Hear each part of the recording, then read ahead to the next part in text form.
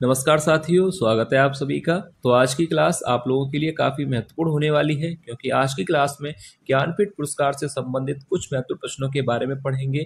ऐसे प्रश्न हैं जिनमें से कोई भी प्रश्न आपसे परीक्षा में पूछा जा सकता है, तो आप सभी क्लास को जरूर अटेंड कीजिएगा। और क्लास शुरू करने से पहले जो भी विद्यार्थी चैनल पर नए हैं या पहली बार क्लास ले रहे हैं, वो चैनल को सब्सक्राइब जरूर कर लें, क्योंकि ऐसे ही महत्वपूर्ण प्रश्न चैनल पर डेली कराए जाते हैं। तो चलिए ज्यादा समय न लेते हुए क्लास को शुरू करते हैं और देखते हैं आज का पहला प्रश्न। तो देखिए, पहला प्रश्न है, ज्ञानपीठ पुरस्कार से सम्मानित होने वाले हिंदी के प्रथम साहित्यकार हैं। यानी हिंदी में पहला ज्ञानपीठ पुरस्कार किस साहित्यकार को मिला था? तो याद रखिएगा, ज्ञानपीठ पुरस्कार से सम्मानित होने वाले हिंदी के पहले जो साहित्यकार हैं वह है सुमित्रा नंदन पंत। याद रखिएगा, विकल्प सी यहाँ पर राइट हो जाएगा। पहला ज्ञानपीठ पुरस्कार हिंदी में पहला ज्ञानपीठ पुरस्कार मिला था सुमित्रा नंदन पंत जी को, याद रखिएगा। अब इसके बाद देखिए अगला प्रश्न देखते हैं। रामधारी सिंह दिनकर को ज्ञानपीठ पुरस्कार किस कृति पर मिला? तो आपको इस प्रश्न का सही उत्तर बताना है कि रामधारी सिंह दिनकर को ज्ञानपीठ पुरस्कार उनकी किस रचना के लिए मिला था। तो देखिए, इस प्रश्न का जो सही आंसर हो जाएगा, याद रखिएगा, विकल्प यहाँ पर डी सही होगा, उर्वशी पर। उर्वशी रचना के लिए रामधारी सिंह जी को ज्ञानपीठ पुरस्कार से सम्मानित किया गया था, याद रखिएगा। अब इसके बाद देखिए अगला प्रश्न देखते हैं। ज्ञानपीठ पुरस्कार किस क्षेत्र में श्रेष्ठ कार्य के लिए दिया जाता है? तो इस प्रश्न का जो सही उत्तर है वह मैं आपको बता दूं, याद रखिए, सरल प्रश्न है। ज्ञानपीठ पुरस्कार किस क्षेत्र में श्रेष्ठ कार्य के लिए दिया जाता है? तो विकल्प यहाँ पर पहला ही सही हो जाएगा, साहित्य के क्षेत्र में। याद रखिए, ज्ञानपीठ पुरस्कार साहित्य के क्षेत्र में श्रेष्ठ कार्य के लिए दिया जाता है। अब इसके बाद देखिए अगला प्रश्न देखते हैं। सुमित्रा नंदन पंत को ज्ञानपीठ पुरस्कार किस रचना पर मिला? ये भी प्रश्न आपकी परीक्षा के लिए अच्छा प्रश्न है, पूछा जा सकता है। सुमित्रा नंदन पंत को ज्ञानपीठ पुरस्कार उनकी किस रचना के लिए मिला था? तो यहाँ पर राइट आंसर हो जाएगा, याद रखिएगा, विकल्प यहाँ पर सही होगा सी, चिदम्बरा कृति के लिए। ठीक है, याद रखिए, सुमित्रा नंदन पंत को ज्ञानपीठ पुरस्कार उनकी किस रचना पर मिला था? चिदम्बरा के लिए इन्हें ज्ञानपीठ पुरस्कार से सम्मानित किया गया था। अब इसके बाद देखिए अगला प्रश्न। सुमित्रा नंदन पंत को ज्ञानपीठ पुरस्कार किस वर्ष मिला? तो आपको बताना है कि सुमित्रा नंदन पंत को किस वर्ष इन्हें ज्ञानपीठ पुरस्कार से सम्मानित किया गया था। तो देखिए, इस प्रश्न का जो सही उत्तर हो जाएगा 1968 में। विकल्प यहाँ पर बी सही होगा, सन 1968 में सुमित्रा नंदन पंत को ज्ञानपीठ पुरस्कार से सम्मानित किया गया था उनकी कृति चिदम्बरा के लिए। ठीक है, यहाँ तक क्लियर है आपको? सुमित्रा नंदन पंत को चिदम्बरा के लिए वर्ष 1968 में ज्ञानपीठ पुरस्कार मिला था। अब इसके बाद देखिए अगला प्रश्न देखते हैं। रामधारी सिंह दिनकर को ज्ञानपीठ पुरस्कार से किस वर्ष सम्मानित किया गया था? यह भी प्रश्न अच्छा प्रश्न है। रामधारी सिंह दिनकर को ज्ञानपीठ पुरस्कार किस वर्ष मिला था? तो 1970 में, 1971, 1972 या 1973 में। तो किस वर्ष इन्हें सम्मानित किया गया था? तो विकल्प यहाँ पर सी सही हो जाएगा, 1972 में। याद रखिएगा, रामधारी सिंह दिनकर को वर्ष 1972 में ज्ञानपीठ पुरस्कार से सम्मानित किया गया था, और उनकी किस कृति के लिए? उर्वशी के लिए। ठीक है, रामधारी सिंह दिनकर को उर्वशी के लिए वर्ष 1972 में ज्ञानपीठ पुरस्कार मिला था। अब इसके बाद अगला प्रश्न देखते हैं। महादेवी वर्मा को ज्ञानपीठ पुरस्कार किस रचना पर मिला? हिंदी की परीक्षा में यह प्रश्न आना जरूरी है, याद रखिएगा। महादेवी वर्मा को ज्ञानपीठ पुरस्कार किस रचना पर मिला था? दीपशिखा, रश्मि, यामा और अतीत के चलचित्र। पहले तो याद रखिए कि चारों ही रचनाएं किसकी हैं? महादेवी वर्मा की। दीपशिखा, रश्मि, यामा और अतीत के चलचित्र, ये चारों ही रचनाएं महादेवी वर्मा की हैं, पर ज्ञानपीठ पुरस्कार इन्हें मिला था इनकी कृति रचना यामा के लिए। ठीक है, याद रखिएगा, महादेवी वर्मा को ज्ञानपीठ पुरस्कार उनकी कृति यामा के लिए मिला था। अब इसके बाद अगला प्रश्न देखते हैं। महादेवी वर्मा को ज्ञानपीठ पुरस्कार किस वर्ष मिला? तो देखिए, ज्ञानपीठ पुरस्कार उन्हें किस वर्ष मिला था?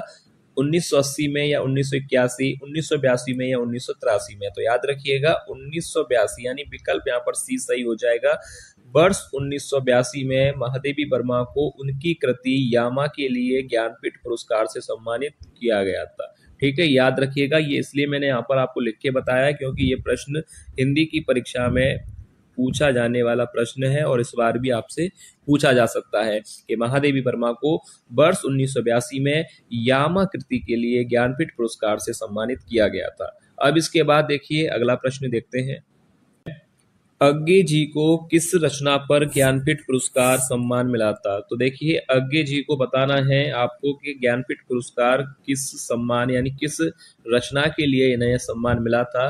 शेखर एक जीवनी, कितनी नावों में कितनी बार, आंगन के पार द्वार या नदी के द्वीप। तो देखिए याद रखिएगा अज्ञे जी को ज्ञानपीठ पुरस्कार मिला था उनकी रचना कितनी नावों में कितनी बार के लिए, यानी विकल्प यहाँ पर 20 सही हो जाएगा। याद रखिएगा कितनी नावों में कितनी बार के लिए इन्हें ज्ञानपीठ पुरस्कार मिला था। अब इसके बाद अगला प्रश्न देखते हैं। अज्ञे जी को भारतीय ज्ञानपीठ पुरस्कार से किस वर्ष सम्मानित किया गया था? तो देखिए ये भी प्रश्न आपकी परीक्षा के लिए इंपोर्टेंट प्रश्न है कि अज्ञे जी को भारतीय ज्ञानपीठ पुरस्कार किस वर्ष मिला था। तो देखिए यहाँ पर इस प्रश्न का जो सही आंसर हो जाएगा, याद रखिए विकल्प बी, 1978 में। किस वर्ष मिला था? 1978 में। उनकी रचना, अज्ञे जी की जो रचना है कितनी नावों में कितनी बार, इस कृति के लिए वर्ष 1978 में इन्हें ज्ञानपीठ पुरस्कार से सम्मानित किया गया था। अब इसके बाद देखिए अगला प्रश्न देख, प्रथम भारतीय ज्ञानपीठ पुरस्कार किस वर्ष दिया गया? तो ये देखिए प्रश्न, शानदार प्रश्न आया है। प्रथम भारतीय ज्ञानपीठ पुरस्कार किस वर्ष दिया गया, यानी पहला ज्ञानपीठ पुरस्कार किस वर्ष दिया गया था? 1964 में या 1965, 1966 या 1967? तो याद रखिए प्रथम यानी पहला भारतीय ज्ञानपीठ पुरस्कार मिला था 1965 में, यानी विकल्प यहाँ पर सही हो जाएगा बी। याद रखिएगा 1965 में पहला ज्ञानपीठ पुरस्कार दिया गया था। अब किसको मिला था आगे यहाँ पर देखते हैं, प्रश्न है। देखिए अगला प्रश्न देखते हैं।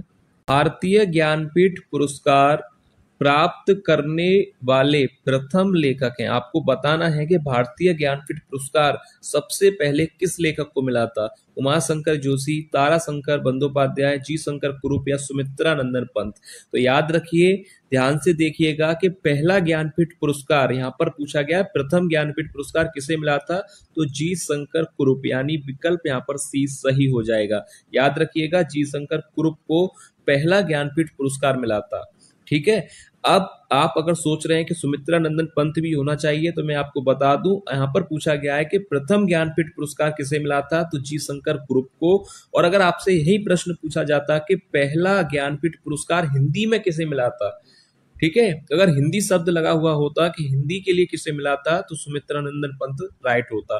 पर यहाँ पर हिंदी के लिए देकर पूछा गया है कि पहला ज्ञानपीठ पुरस्कार किसे मिला था, इसलिए जी शंकर कुरूप को। ठीक है, यहाँ तक आपको क्लियर है। अब इसके बाद देखिए अगला प्रश्न देखते हैं।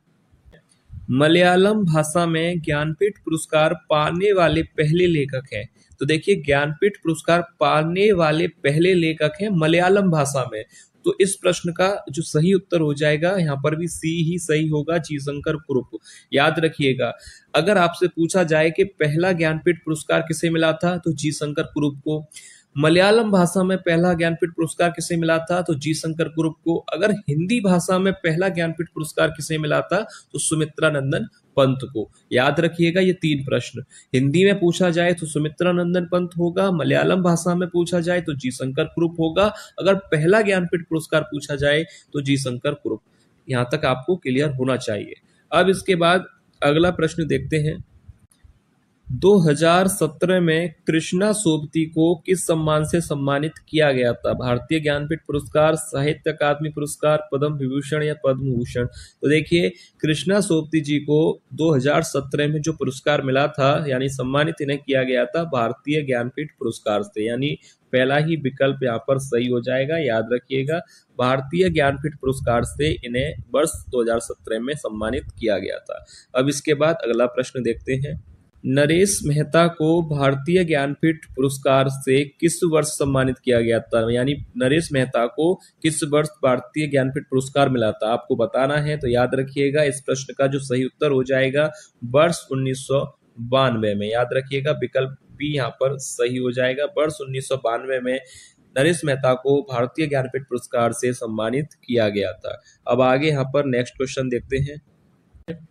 कुंवर नारायण को किस वर्ष भारतीय ज्ञानपीठ पुरस्कार मिला? वर्ष 2000 में या 2001 में, 2005 में या 2004 में? तो देखिए कुंवर नारायण को किस वर्ष भारतीय ज्ञानपीठ पुरस्कार मिला था? तो याद रखिएगा विकल्प यहाँ पर सही हो जाएगा। वर्ष किस में मिला था इन्हें ज्ञानपीठ पुरस्कार?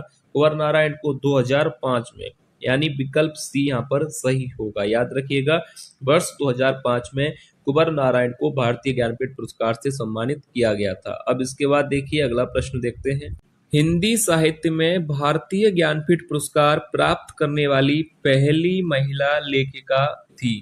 तो आपको बताना है कि हिंदी साहित्य में पहली महिला लेखिका कौन थी जिन्हें भारतीय ज्ञानपीठ पुरस्कार मिला था। तो यहाँ पर प्रश्न को ध्यान से देखिए, हिंदी साहित्य लगा हुआ है, यहाँ पर आप देखिए हिंदी साहित्य शब्द लिखा हुआ है। तो हिंदी के क्षेत्र में आपको बताना है कि सबसे पहले ज्ञानपीठ पुरस्कार किस महिला को मिला था हिंदी साहित्य में। तो राइट आंसर हो जाएगा महादेवी वर्मा को। ठीक है, याद रखिएगा, कंफ्यूज मत होना। पहली महिला लेखिका हिंदी के क्षेत्र में ज्ञानपीठ पुरस्कार पाने वाली है महादेवी वर्मा जी। ठीक है, और जिन्हें इनकी किस कृति के लिए मिला था? यामा के लिए। अब इसके बाद अगला प्रश्न देखते हैं। भारतीय ज्ञानपीठ पुरस्कार प्राप्त करने वाली पहली महिला लेखिका थी। तो देखिए यहाँ पर भी पहली महिला लेखिका कौन थी जिन्हें भारतीय ज्ञानपीठ पुरस्कार मिला था?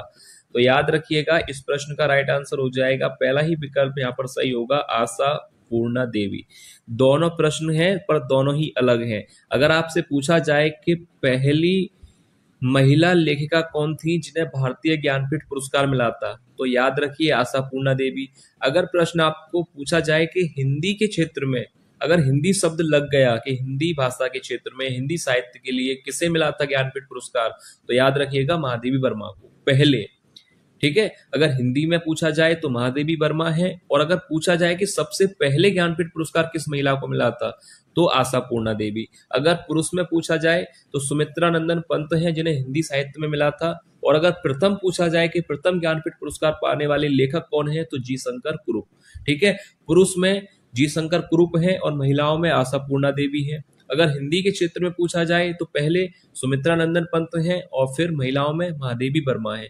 तो ये क्लियर रखिएगा, कंफ्यूज मत होना। और फिर भी अगर कोई डाउट है तो कमेंट करके आप लोग पूछ सकते हैं। अब इसके बाद देखिए अगला प्रश्न देखते हैं। भारतीय ज्ञानपीठ पुरस्कार प्राप्त करने वाले को कितनी राशि प्रदान की जाती है? तो देखिए भारतीय ज्ञानपीठ पुरस्कार जिसे मिलता है उसे कितनी राशि प्रदान की जाती है? 1 लाख रुपए, 7 लाख रुपए, 11 लाख या 15 लाख? तो देखिए मैं आपको बता दूं, जब इस पुरस्कार की शुरुआत हुई थी तब 1 लाख रुपए दिए जाते थे, उसके बाद 7 लाख हो गए और वर्तमान में अब 11 लाख मिलते हैं। तो याद रखिए विकल्प सी सही हो जाएगा। अब इसके बाद अगला प्रश्न देखते हैं। हिंदी साहित्य में संयुक्त रूप से ज्ञानपीठ पुरस्कार किसे प्रदान किया गया था? तो देखिए प्रश्न है कि संयुक्त रूप से किसे मिला था ज्ञानपीठ पुरस्कार? कुंवर नारायण या नरेश मेहता को, अमरकांत या श्रीलाल शुक्ल को, आशा पूर्णा देवी या महाश्वेता देवी को, या इनमें से कोई नहीं? तो देखिए संयुक्त रूप से ज्ञानपीठ पुरस्कार किसे प्रदान किया गया था? अमरकांत और श्रीलाल शुक्ल को, यानी विकल्प यहाँ पर सही हो जाएगा बी, अमरकांत और श्रीलाल शुक्ल को जो है संयुक्त रूप से ज्ञानपीठ पुरस्कार से सम्मानित किया गया था। तो याद रखिएगा यहाँ पर विकल्प बी सही हो जाएगा। तो देखिए ये था आज की क्लास का अंतिम प्रश्न। उम्मीद है आपको क्लास पसंद आई होगी, प्रश्न आपको पसंद आए होंगे। अगर क्लास आपको अच्छी लगी है तो इस वीडियो को लाइक जरूर कीजिएगा, और जो भी विद्यार्थी चैनल पर नए हैं या पहली बार क्लास ले रहे हैं वो चैनल को सब्सक्राइब जरूर कर लें।